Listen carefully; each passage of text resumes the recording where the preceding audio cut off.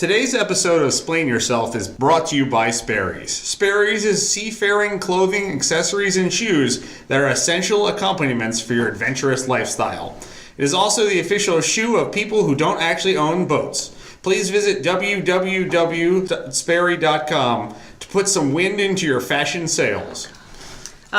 Just want to mention, by the way, that Michael's wearing Sperry's today, and they're pink, and they're awesome. Welcome to Splain Yourself, the podcast that gives regular people a chance to explain their actions or beliefs. I'm Sarah, and I've been dubbed by Michael as the Dean of Laughter University. I'm not sure about that, but we'll go with it. And I'm Michael, filling your earbuds with joy. Today's guest is Heidi Chapman, local rock star and French teacher. Heidi, thank you for joining us. Oh, you're so welcome. Thank you for having me today. Yes, it is a pleasure, and it's been a long-awaited journey to get Heidi on the podcast. Today's topic is living your dream. Heidi is admirable for a number of reasons, but specifically because she manages both to be a rock and roll dudette and live a practical existence as a teacher and a wife. That's debatable. I just want to say, P.S. I saw Heidi's band perform over the weekend, and they are amazing. Thank you, Sarah. So I think when we begin, what we want to know is tell us about your band, how it came together, and how you... Let's start there, and then I have about 50 billion follow-up questions. Randomonium, the origin story. Yes. All right, here we go. So my husband and I are both musicians, and that's pretty good, but we didn't really do anything with that for the first 8 years of our marriage, because every time we would start trying to play music, we would start arguing about stuff. So after we reached a certain amount of relationship maturity, we were like, let's try the band again. And we did. And we decided that we just wanted to play music that was easy to listen to, that people wanted to hear, but not necessarily the same, like, tired 40, Steve Miller and Marshall Tucker band songs that you hear in most venues in Greenville. So we were like, what do we like to listen to? What are the decades that we like? And then we decided, wow, we like a really big variety of stuff. Let's kind of capitalize on that angle. And we asked a good friend of our family, Atticus Killo, who has a rock star name already, if he wanted to be part of our founding trio. And so for a while, we just kind of were, learning repertoire and playing at open mics and all that stuff. And then, we started playing at local coffee shops. We started kind of just expanding our radius. There you go. Math. Yes, math word. What? Yeah. I can totally math. I can math like a champ. Music is math. So anyway. That's true. Very, very rigid. But our band is not rigid because we like to do lots of mashups and like just really weird pairings and fusion, and it's really pretty strange, but it's good strange because people will usually, if you're listening to a song and you don't like it, you'll know that at least in the next song it's probably going to be something different. So it kind of like, it's got a little something for everybody. And basically after we played in Grierson, then we started getting more gigs like kind of out of town and stuff. And I mean out of town, like Fountain Inn, but it's still totally, it counts. It's a thriving metropolis as well. They must have 11 people who live there. Yeah. It's growing. 12, and also a 3-legged dog named Bo. Yes. Whoa. Lives by the rusty mailbox. So yeah, basically like it started off like kind of like, well, let's just see where this goes. We really didn't have a set plan per se. We just knew that we enjoyed playing music. We knew that we liked playing lots of different kinds of music. And then we were really lucky that we ran into some people that had that like idea. So after playing about a year, we met our drummer, Brandon, who's actually one of my husband's former high school students. Nice. Yeah. It's really pretty weird how that works. So my husband teaches at St. Joseph's and has taught there for, I want to say something like 12, 13 years. Okay. So he's been there for a while. And actually, we met when I taught there for a year. So St. Joseph's is literally the reason why we have a band. Because we wouldn't be married. We wouldn't have Brandon Blasso. Atticus. Thank you, St. Joseph's. I know, seriously. That's right. That's where love happens. And then we added a bassist to our band. And he's a really interesting guy. So he is a parent of a St. Joseph student. Oh my gosh. We met him when my husband and I were invited to his daughter's graduation party. So they were having a big open mic night. And some background on Charlie is that his father Charles Sr. is in the Country Music Hall of Fame. Nice. So Oh, wow. he's like really legit, and he's super talented. Like he does all kinds of stuff. He doesn't just play bass, but he also runs all our sound and all that good stuff. So once he joined the band, we really kind of had like the pieces in action to kind of take it to the next level. And so, over the last year, we've been playing more downtown, and it's been really fun. So yeah, that's basically how we got together. Okay, and how many days a week do you play music? It really depends on the time of year, but I do find that our busy seasons kind of ramp up in spring, and about this time of year we get busy too. So, for example, this week we're playing Thursday, Friday, and Saturday. It's a chunk of your week is It dedicated is, to music. and if you factor in things like pack up time, unloading time, set up time, practice time, it really is like a lot of time in a week. But you have to love it to do it. How often do y'all practice? We try to get at least one good practice in a week, usually on Wednesday, and we try to make sure that it's like that we really go over the stuff that we need to do. There's never enough time to do as much as you like, but we do try to meet once a week.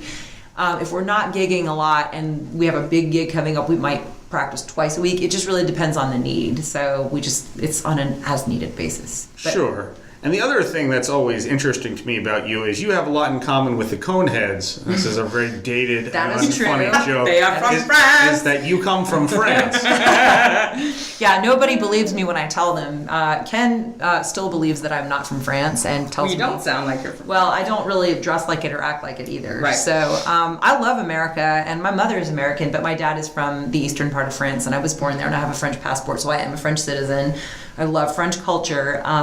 But I really I really appreciate both cultures a lot. And I just, I feel like the two really have a lot more in common than you might think. I mean, there's this idea that French people are so like reserved and dour, and maybe that's a little true, but not Nora. I don't know that one about French people. I've always kind French of thought people- of them as like they love life and they just They do, wanna, but they do like- tend to be more initially reserved. Oh, So okay. they're not like, hey, I just met you. Right. Let's hug. Like, Right, that's right. so not French. But there's a big emphasis on like, freedom and liberty Yeah. that is kind of like in common. And I think it spills over into certain aspects of both cultures. And so we're not so different, you and I. Yeah. Right. Absolutely. And how long did you live in France before you came to the States? Okay, so that's an interesting question. I was actually born there a long time ago. Will not disclose. It was about 23 years. Yeah. Oh my gosh, That's what I would guess. I love you. Hey, new best friend. No, it was 35 years ago. It was 1982, the best year. David Bowie's Let's Dance came out, and I was Oh, born. there you So, go. yeah. Also, Return of the Jedi. I'm just saying. Yeah, No, that I was know. 83. It was close though. Yeah, no, there was lots of good stuff. I think, didn't Back to the Future come out in... Probably. No, it came out in 85. I was 3. It was just a good decade, man. It was a really good I was decade. 80. You're 82. Like Yeah, the 80s were just a good time. So anyway, I was born there. I lived there for 3 years. And then when I was 3 years old, we moved to Copenhagen in Denmark and lived there for a couple of years before moving to Hong Kong. And I'll explain why. We're not in the army. After that, we moved to London for a couple of years, and then we returned to France for 2 years before coming back to actually living in America for Yeah. the first time. So I was 14 when I moved here, 1996. And total, I would say I lived in France for maybe 5-6 years. But my whole life, except for a couple of years when we were living in London, I was educated in a French school system. Right. So it's a little bit different than most people's experience. Yeah. So, and my dad's actually with Michelin and has been with Michelin his whole life, working life. Ah. So that's why we moved around so much, because of his job. Yeah, no, he's a spy. That's a very poor cover story, and I saw right through that one. Well, I'm so Oh, glad we that you are so perspicacious, Michael. I am. Oh, I happen to move around to large international centers of diplomacy in very short periods of time. I don't know what Hong he does. Kong is such a big center of diplomacy. I don't know. I don't even know anymore. Oh. I just remember it was really cool because you could get that really horrible authentic Chinese food, but you could also get really trashy Chinese food. So it's great. either one, whichever you prefer. Yeah. That's awesome. And so this allows you to be both, or this sets the tone for you then to later become a French teacher. Exactly. That makes so much sense. When you were, traveling around as the daughter of a spy, did you ever think that you would end up as a rock star? Actually, I did, because I've always loved singing, and attention, and those two things were like, I always was like, I would really love to perform. And in fact, when I was a little girl, my aunt Patricia, who's on my dad's side, so she's French, was married to the stepson of Tom Meehan, the guy who wrote the screenplay for Annie. Nice. And they wanted me to be in Annie too, which actually my mom said no, because she said that she did not want me to grow up being. Oh, you'd be jaded. But it turned out good, because Annie 2 was like kind of a flop. And, sure. You know, like that would have been like a really big. Where would you be now? I don't know. You'd be one of those child stars that like. I'd probably be dead. Yeah. Either very close to death or dead. So. Yeah. But yeah, so that, like, I always loved performing and stuff growing up, and I never thought that I would be an educator. But it's kind of funny because we have so many teachers in my family. Both my father's parents are former teachers. My grandfather, who's French, well, he's from Alsace, so that's debatable. German-French deal. He was an English teacher, and actually it was kind of hilariously ironic because he was really bad at English in school. And then he got really good at it, and he married an English woman, and so... Nice. So yeah, it's kind of, my story's kind of all over the place. I apologize. It's not very structured. Literally all over the place. No, but this is what makes the beauty of it, right? Yeah. Is that it comes from Chaos. many places into kind of an unusual thing. And the thing I most admire is that what you decided, or it seems to me from the outside, is what you decided is that you'll do something for a living to be practical, but at the same time, you're really going to follow your dream. Yeah, absolutely. Well, I mean, I do think that you have to live in reality, and bills got to get paid, and you know, I mean, it's a fact of life that sometimes you can't always do that with what you love to do. I mean, I love being a teacher, but I love playing music. I mean, I kind of derive energy from it. So that's the only reason that this crazy schedule works, is because, you know, I go to school, I do my best, I instruct America's future, all that good stuff. And then I get to play music that I really like. And that gives me the energy to perpetuate this. Do you think, and how I view this is very much as you are courageous. There are many people... I feel like Joan of Arc now. Yes. French icon. Please don't burn me at the stake. I'll see what I can do. You are a daughter of Spy.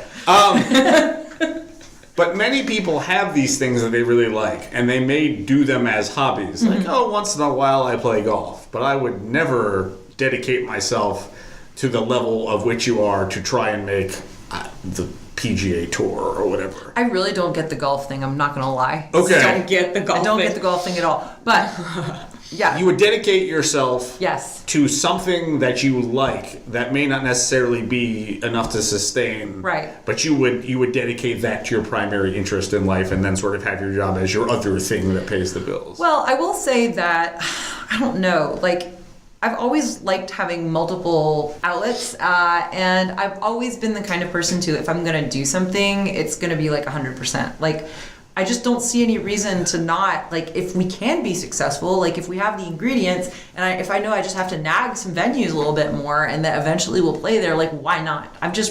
I guess I'm just really ambitious. So it's a little scary to think about. But, yeah. But it makes sense, you know. I mean, you have to have that drive. Go for it. Yeah. Absolutely. And is ambition the only thing that sets you apart, you think? You know what, honestly? Talent. Talent too, sure. But I mean, no, but you're right. You have to have some talent. But I do find that the people that are out there that are super talented, that aren't playing as much, it's not because they're more or less talented.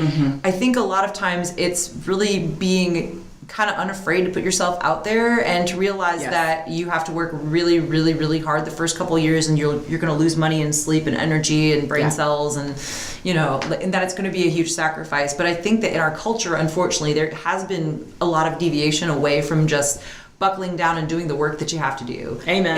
It's really not sexy. Like, not. You just have to do the work. And you know, most people are like, well, you know, it would be nice to do A, B, and C, but I really like my pajamas and Netflix. And dude, I do too. I love pajamas and Yes, Netflix. I love pajamas That's and my Netflix. hobby. I wish someone would pay me. Girl, to do somebody should. pajamas and Netflix. Somebody should, man, because we work hard. But like, the thing is that, like, you know, I enjoy my downtime, but I feel like, I don't know, I would feel like I was like shortchanging myself, or you know, by not doing this, at least at this point in my life. And comfort is the thing that I think I struggle with the most. It's like that's the idol I'm bowing down to most of the time, you know. And I feel like you have to make this trade-off. Either you're comfortable now and you never get to kind of realize your full potential, or you do the work. That is and so you be funny. uncomfortable now, and it reaps some kind of benefit later. It's so funny that you should say that because last week in some of my classes, we were kind of having some cultural discussion on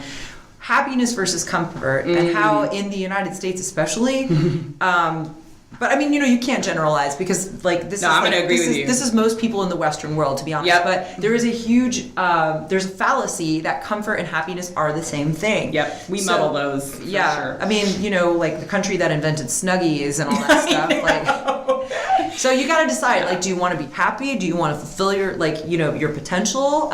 Because like Jean-Paul Sartre said, if you don't fulfill your potential, well, then none of it matters. Exactly. So gotta quote the French, Absolutely. Yeah. Right. But is this obtainable, right? To go after all of this stuff for most people? Are you born with some sort of intrinsic motivation or motivation from somewhere that maybe a lot of us don't possess? I don't know if that's really true. I think a lot of it, I mean, I hate to lump it down to this, but I think a lot of it's parenting. Like my dad is a really ambitious man, and he's always basically been like, well, do you want this? Well, what are you doing about it? Like, he's just always pushed us to do more. And it's frustrating, and sometimes it's awful, and it can give you all kinds of psychological things. But but ultimately, like, I think it does, like, I don't think that it's anything intrinsic. I just think it's maybe environmental, to where, like, he's typical, like, immigrant parent. He's like, you need to strive to succeed, and he's, like, all about it. And so, it's hard to stand by and just not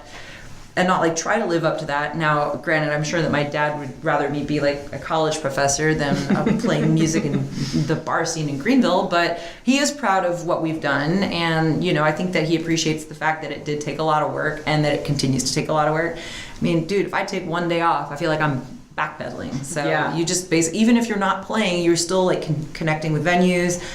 You're still doing social media. Like, I do all of our marketing and our booking, and so I essentially also manage the band. So wow, that's a lot.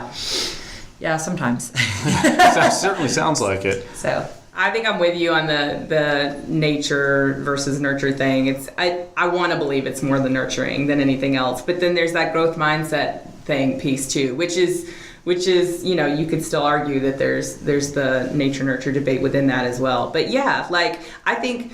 And I've heard stuff lately about how, anyone can train themselves out of bad habits, but it takes a lot of work. It does. I mean, you have to go against your nature. Exactly. And I mean, I think that most of us, if we're really honest with ourselves, we do have that tendency to like be comfortable, to kind of live in the status quo. I mean, like, for example, coming to Next for me was a huge step out of my comfort zone. I was in a school for all of us.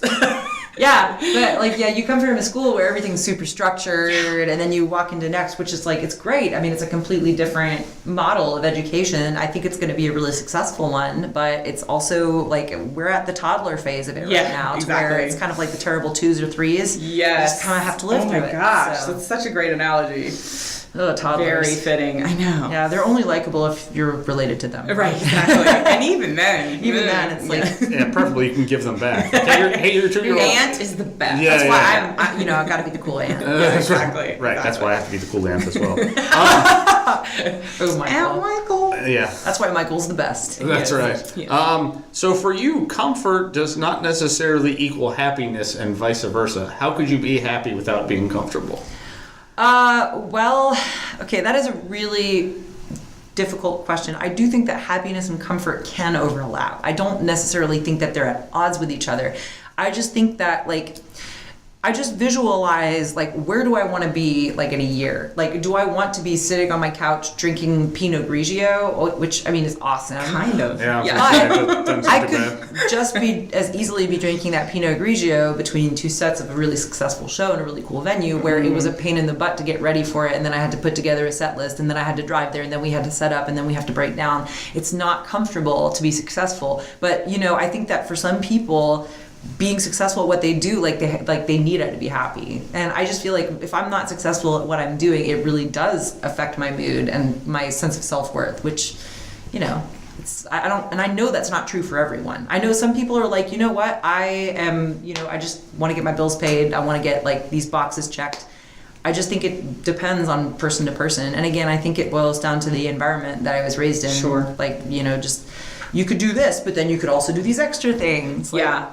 And I would argue that logic could be applied to anybody, even if it's not like you're doing something really flashy and like following some crazy dream. It could be that like instead of choosing to sit on your couch and watch Netflix all night, you go and you talk to your neighbor. Just anything. It takes one step. Yeah, exactly. No, but just connecting with other people. Yeah. And I think, it does go at odds with, like I said before, the trends in society where we're becoming more isolated. Yeah. We're becoming less motivated. I mean, just look at like a lot of the teenagers that we work with. They think that they can give us like an easy answer that will get us off their back for like the next 10, 15 minutes. But it's literally, they're just living in the now. They're not at all thinking about the consequences of their actions. And we can't let that happen to us. Like, because we don't, I mean, as wonderful as technology is and as great as, many of the latest developments have been, like, I really think that there is a lot of danger that it's going to kind of kill the spirit of, inquisitiveness and adventure that like makes people go out and do stuff that's kind of cool. And,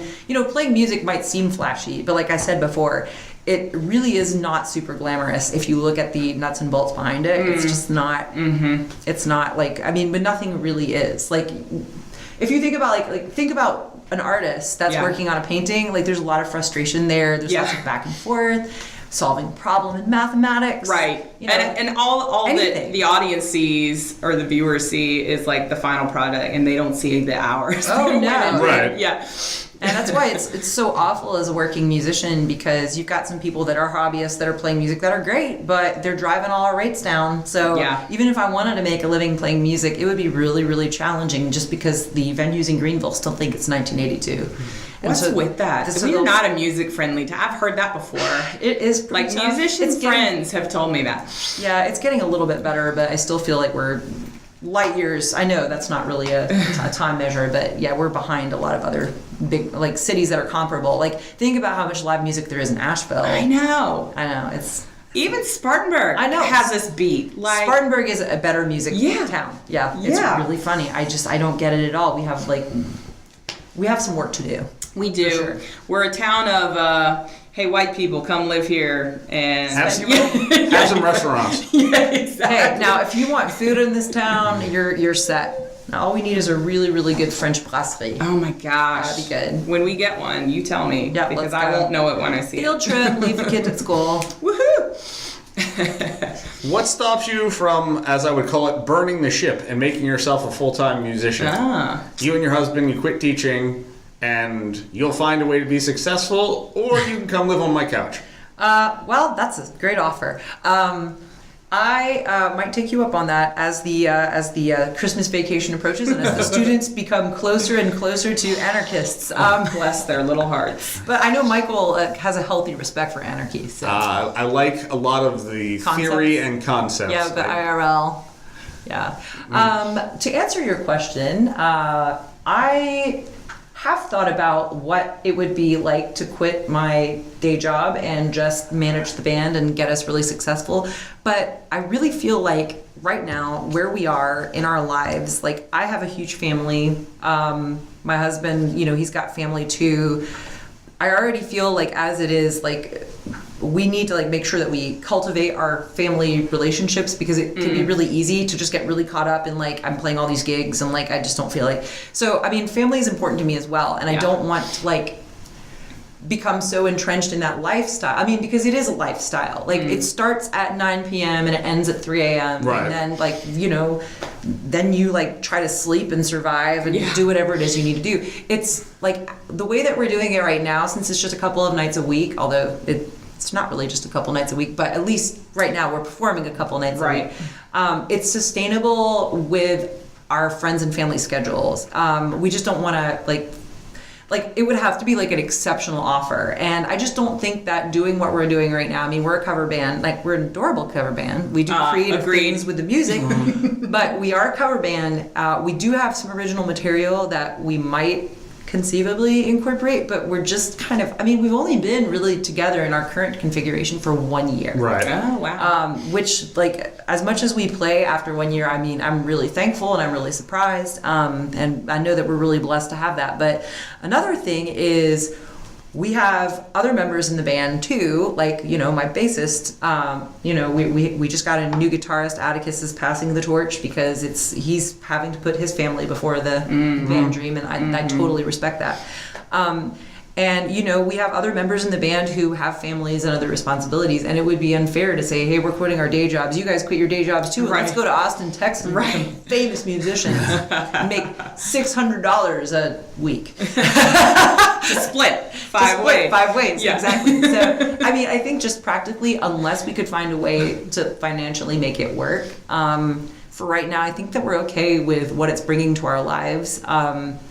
We would have to give up even more than we're already giving up as it is, and I just don't know if we're ready right now. Maybe in a couple of years, I'll be calling you and saying, hey, is that couch offer still? Just you and 2 large cats sleeping on the couch. Perfect.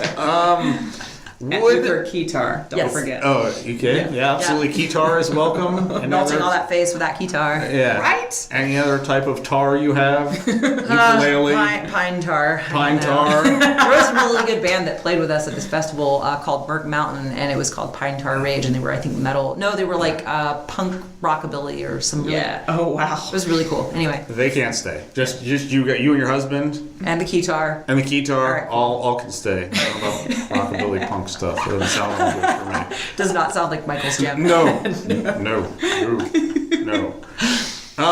What of the idea that you burn the ship, right? Yeah. And these other people can't roll with you, Yeah. right? They all have jobs. You're just going.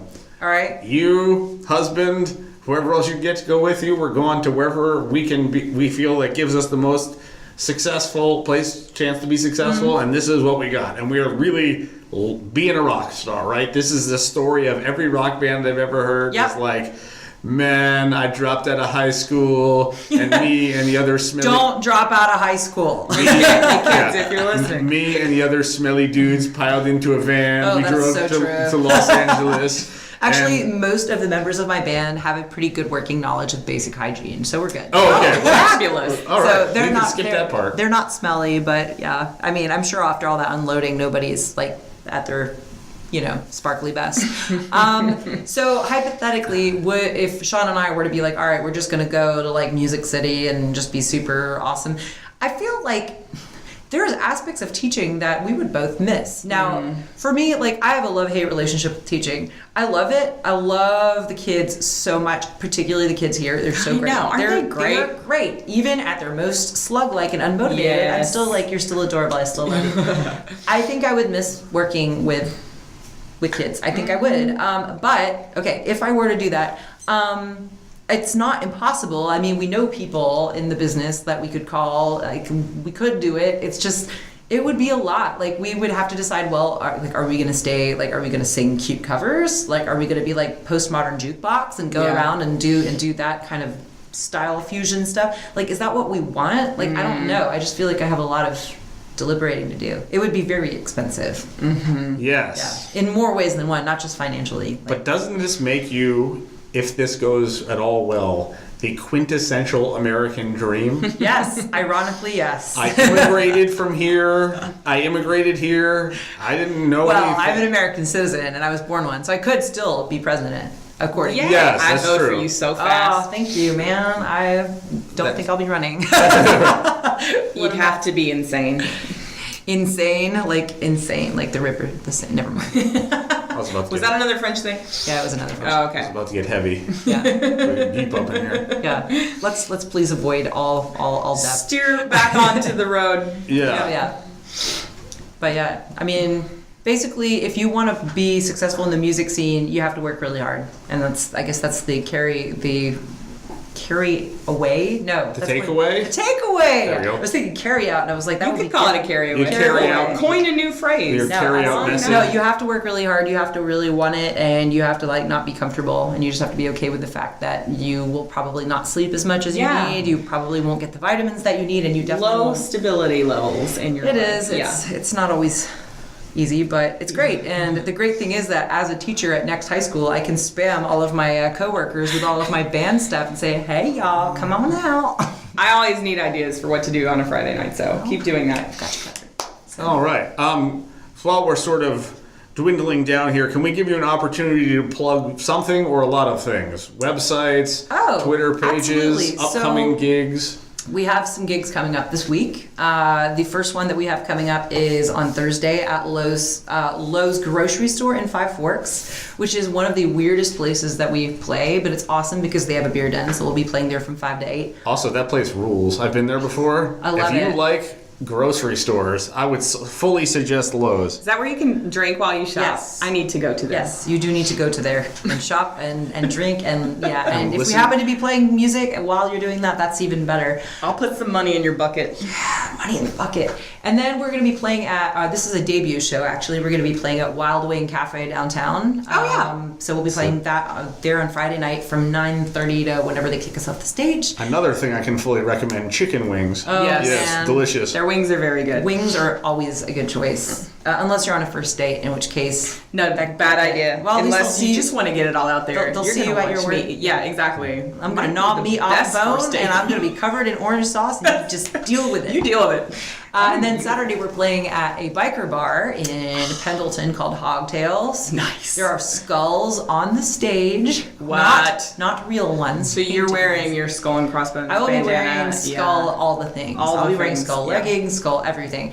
And as far as social media, you can find us on Facebook as Randomonium. We are the band one, not the variety show. There's other stuff called Randomonium. I thought it was really creative, Right. and then I did No. some internet searching. Nothing new. And then we're on Insta as Randomonium Band. So follow and it's us, like us. Randomonium with an O. Yes. I misspelled it when I first Yeah, looked it you is guys up. like rando is kind of the short That's form. the root word. Yeah, Yes. exactly. So yeah. Very cool. Well, Heidi, thanks so much for being here. Oh my this gosh, was awesome. you guys! Thank you guys so much. It was so much fun. And before we go, we're going to do a quick plug for next week's episode, which should be pretty fantastic. Before we record, Michael is going to take the Strengths Finder test, which is an online personal assessment, and it kind of gives you feedback about your strengths. They've got like 34 of them, and you get to see, if you pay the minimum fee, you get to see what your top 5 are. And almost everyone we work with is taking this test. Heidi, have you ever taken it before? I haven't. Okay. But I know that Michael has all the strengths. So All even know why 34. I don't even know why he's taking I'm it. a little nervous to announce that I failed the Strengths Finder test next week, but if that's what it's going to be, There's that's what no it's going to failing. be. You can't fail. But if you've never heard of this test before, you should Google it. It's pretty cool. I'm gonna Michael's do going to take. Yeah, you should do it too, Heidi. I totally will. So y'all should both take the test, but Michael's definitely going to do it. And before we get results, we're going to have our resident strength finder expert, Josh, Woo, Josh. to predict Michael's top 5 strengths. And on next week's episode, Josh is going to be our guest, and we're going to do a live reveal of Michael's results and see how close Josh's predictions were. We're also going to ask Josh some questions. He's going to be the one explaining himself about StrengthsFinder. He's got really cool stories about how StrengthsFinder has manifested itself in his life. But yeah, should be great. Tune in, and As always, until then, be easy and be ready to explain yourself.